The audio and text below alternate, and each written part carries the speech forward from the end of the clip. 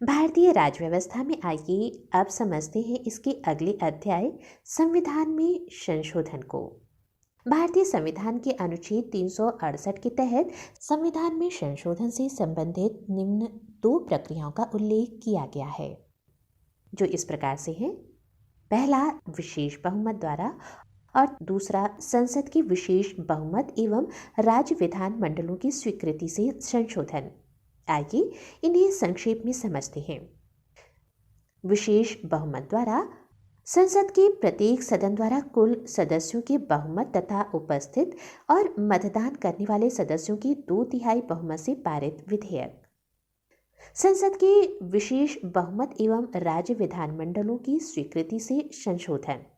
संसद के दोनों सदनों के विशेष बहुमत तथा राज्यों के कुल विधानमंडलों में से आधे की स्वीकृति से संशोधन, जैसे राष्ट्रपति का निर्वाचन, संघ की कार्यपालिका शक्ति का विस्तार, संघीय न्यायपालिका एवं उच्च न्यायालय आदि से संबंधित विषयों में इसके तहत संशोधन किया जाता है।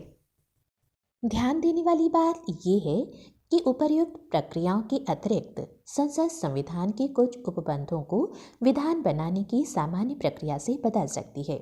सामान्य प्रक्रिया से तात्पर्य अर्थात सदन में साधारण बहुमत से संसद संशोधन कर सकती है, परंतु इसे संविधान का संशोधन नहीं समझा जाएगा, जैसे नए राज्यों का निर्माण, राज्य क्षेत्र, सीमा और नाम में परिवर्तन आदि। भारतीय राजव्यवस्था में आइए शुरू करते हैं अध्याय उच्चतम न्यायालय। भारतीय संविधान के भाग 5 में अनुच्छेद 124 से 147 तक उच्चतम न्यायालय के गठन, स्वतंत्रता, न्याय क्षेत्र, शक्तियों आदि का उल्लेख है। भारत में एकीकृत न्याय व्यवस्था की स्थापना की गई है, जिसमें शीर्ष स्थान पर उच्चतम न्यायालय तथा उसके अधीन कई उच्च न्यायालय हैं। एक उच्च न्यायालय के अधीन अधीनस्थ न्यायालयों की श्रेणियां भी विद्यमान हैं। उच्चतम न्यायालय का गठन। अनुच्छेद 124 के तहत उच्चतम न्यायालय की स्थापना और गठन संबंधी प्रावधान है। उच्चतम न्यायालय में एक मुख्य न्यायाधीश और 30 अन्य न्यायाधीश थे। उच्चतम न्यायालय में न्यायाधीशों की संख्या संशोधन अधिनियम 2019 के द्वारा अन्य न्यायाधीशों की संख्या 30 से बढ़ाकर 33 कर दी गई है। और आइए अब समझते हैं भारत में न्यायालयों का पद सोपान। देश की शीर्ष न्यायालय सर्वोच्च न्यायालय है, जिसे उच्चतम न्यायालय भी कहा जाता है। इसके अधीन विभिन्न राज्यों के उच्च न्यायालय आते हैं और इन उच्च न्यायालयों के अधीन विभिन्न न्यायालय कार्य करते हैं, जो इस प्रकार से हैं। महानगरीय न्यायालय, लेबर कोर्ट, फैमिली कोर्ट, जिला स्तर के जिला एवं सेशन कोर्ट और इसके अलावा कई प्रकार के विशेष अधिकरण, जहां महानगरीय न्यायालय में सिविल मामलों की देखरेख सिटी सिविल कोर्ट करती है, वहीं क्रिमिनल मामले सेशन कोर्ट द्वारा देखे जाते हैं। इसी प्रकार जिला स्तर के जिला एवं सेशन कोर्ट के अधीन सिविल और क्रिमिनल मामले आते हैं, जहां सिविल मामले जिला न्यायालय द्वारा देखे जाते हैं, वहीं क्रिमिनल मामलों को सेशन कोर्ट देखता है। विशेष अधिकरण कई प्रकार के विषयों को देखता है, जिसमें कैट, आयकर, वाहन दुर्घटना दावा, सहकारिता, किराया नियंत्रण और राष्ट्रीय हरित अधिकरण जैसे कई विषय आते हैं। पदावधि। उच्चतम न्यायालय के न्यायाधीश की पदावधि। उच्चतम न्यायालय का न्यायाधीश बनने के लिए न्यूनतम आयु सीमा निर्धारित नहीं की गई है।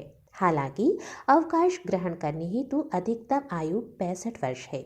अवकाश प्राप्ति के बाद उच्चतम न्यायालय के न्यायाधीश भारत में किसी भी न्यायालय या किसी भी अधिकारी के सामने वकालत नहीं कर सकते। न्यायाधीशों की नियुक्ति।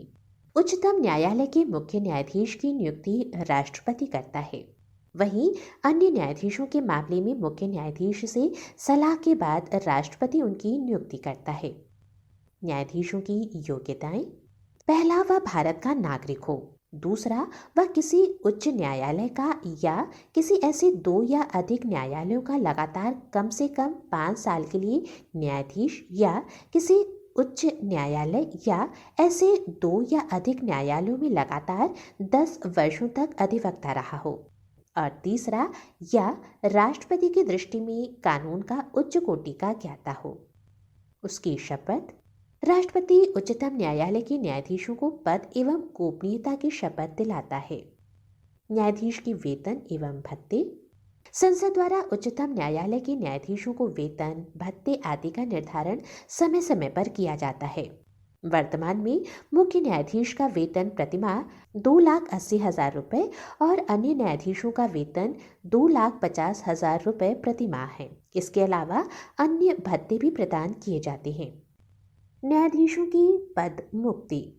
उच्चतम न्यायालय के न्यायाधीशों को साबित कदाचार तथा असमर्थता के आधार पर संसद के दोनों सदनों की कुल सदस्य संख्या के बहुमत द्वारा तथा उपस्थित और मत देने वाले सदस्यों की कम से कम 2/3 बहुमत से पारित समावेदन के आधार पर राष्ट्रपति द्वारा हटाया जा सकता है। कोई न्यायाधीश राष्ट्रपति को संबोधित अपने हस्ताक्षर सहित लेख द्वारा अपना पद त्याग सकता है।